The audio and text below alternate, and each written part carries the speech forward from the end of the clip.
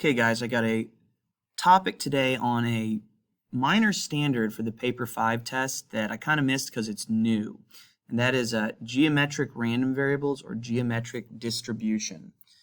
I thought paper 5 would be exactly the same as paper 6, but they snuck this one in. Luckily, it's pretty easy. So what are they? These are basically discrete random variable problems where rather than a finite amount of variables, x equals 0, x equals 1, x equals 2, x equals 3, it can just keep going forever. And there are two formulas they give you in the formula sheet for it. We have this one, PR, P1 minus PR minus 1, and we have this one, mean is 1 minus P. And then here's a formula I'm giving you. The probability of x is less than a is 1 minus P, a minus 1. What the heck is this? Okay, I'll show you. Here are the two questions they asked about it. So here's a two-part problem. It says a dice is thrown repeatedly until you get a 3. Find the probability that obtaining a 3 requires fewer than 11 throws. So basically, x, your random variable, is how many throws it's going to take to get a 3. You could get it on your first throw. We know this is 1 out of 6. Or you could get it on your second throw. If you get it on your second throw, we know that your first throw would not get a 3, so that's a 5 out of 6 chance, and your second throw would get the 3. So 1 out of 6, and you'd multiply them together. And you could do this for anything. We could say, what are the chances this takes you 10 throws? Well, if it took you 10 throws, then 9 times in a row, you wouldn't get a 3. That's 5 out of 6 to the 9th power. And then on the last one, you would. And so you would multiply those. And that's where this formula P1 minus PR minus 1 basically comes from. You don't even need the formula. It's that easy. But then take a look at what they asked in the problem. They said find the probability that obtaining a 3 requires fewer than 7 throws.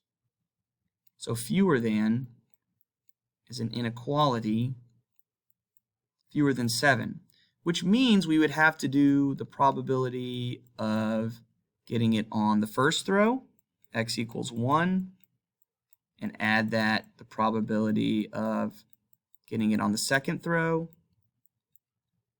all the way ... to getting it on the 6th throw. So we'd have to add these up. Now, I'm going to show you the long way, but pretty much this creates a geometric series, because what we're doing here, getting it on the first throw, that's a 1 out of 6 chance. And then the next one would be not getting it. That's 5 out of 6 times 1/6. And then the next one would be not getting it 2 times. That's 5 out of 6 squared times 1/6. ... until the last one where you roll it 5 times in a row where you don't get a 3, and then you finally get it. So you could just plug this in your calculator, but look, we can do a shortcut. They all have a 1/6. You can take out the 1/6, and you're left with 1 plus 5/6 plus 5/6 squared plus 5/6 cubed ... all the way to 5/6 to the 5th.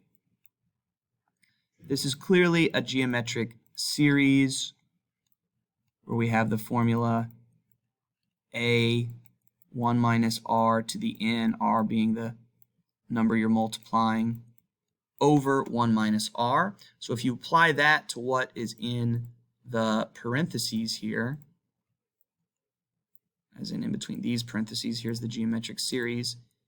In the end, what would you have? You would have 1/6, and on the bottom here, 1 minus r. That's 1 minus 5/6, aka 1/6. So you have a 1/6 divided by 1/6. It's going to cancel. The first term is 1.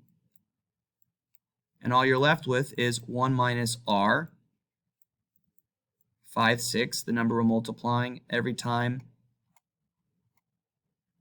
to the n. And there are 6 of these here. 1, 2, all the way up to the 6th. And so 1/6 over 1/6 would cancel, and you're left with just this, 1 over 5/6 to the 6th. So I have the shortcut formula right here. X is less than some random variable is just 1 minus p to the a minus 1. And so we see that here. X is less than 7. If you simplify the geometric series, this is what you get. So there's the shortcut for you. I would just try to memorize this. I think this will be on the 21 exam. Here was another one they asked, very similar. They say that 2 dice are thrown and you add up whatever you get as the score. And they say, what is the probability the score is 4? So part 1 says, show that this probability is 1 out of 12.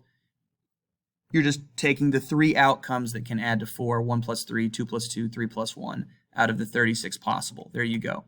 Part 2 says, okay, now the dice are thrown until you get a 4. And thus now it's one of those geometric random variables. It's a geometric distribution. However many throws it takes is x. X equals 1, x equals 2, and it could keep going. They say find the mean of the situation. Thinking this as a discrete random variable, that would be really weird because we multiply whatever number the random variable is times the probability, but here there's infinitely many. Luckily, there's a really easy formula to use. The mean is simply 1 over p.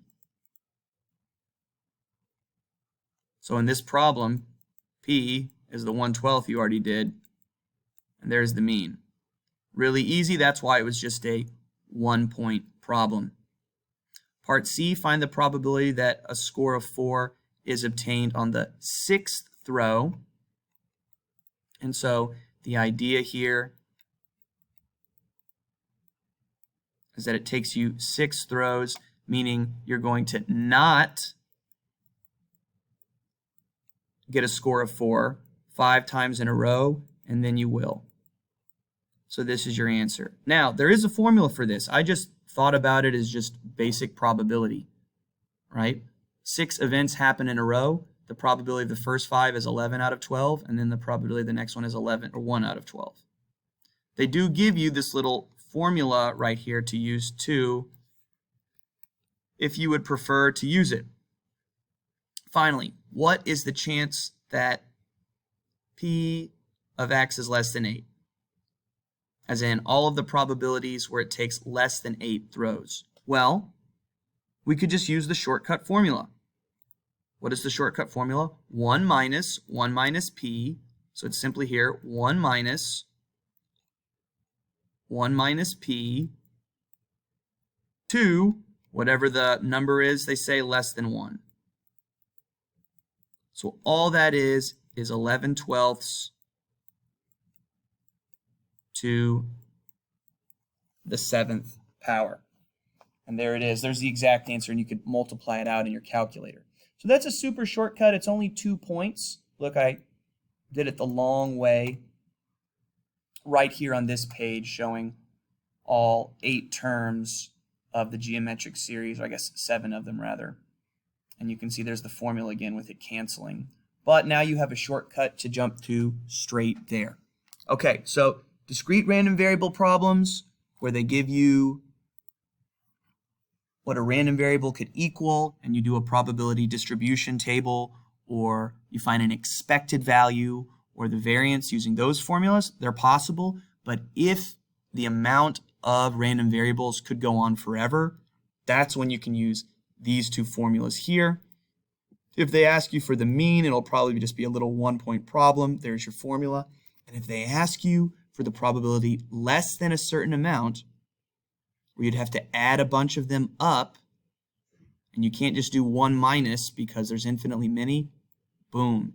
Here is a simple little formula that always works for you. I'd memorize it and write it down as the exam starts. Okay, that's all I got. Hopefully this was helpful on geometric random variables, or as they call them, the geometric distribution.